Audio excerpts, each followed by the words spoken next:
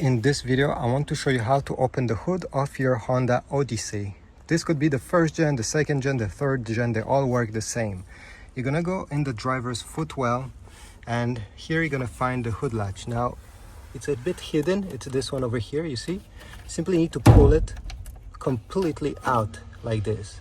Maybe on your Odyssey it will be a latch over here like the fuel tank, but on this is the third gen, I think. Well, you need to pull it sideways. Now let's go on the front. And this car doesn't have any bumpers, so it's easier for me to demonstrate how to open it. So you're gonna have a bumper here, obviously, but in my case I don't. So I can show you that you need to push on this latch over here. You see? Push up. This latch is right in the middle of the car. So glide your fingers, push up, and at the same time lift the hood.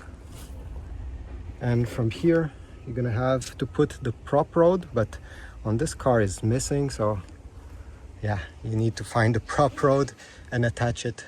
But overall, this is it. This is how you open the hood of your Honda Odyssey.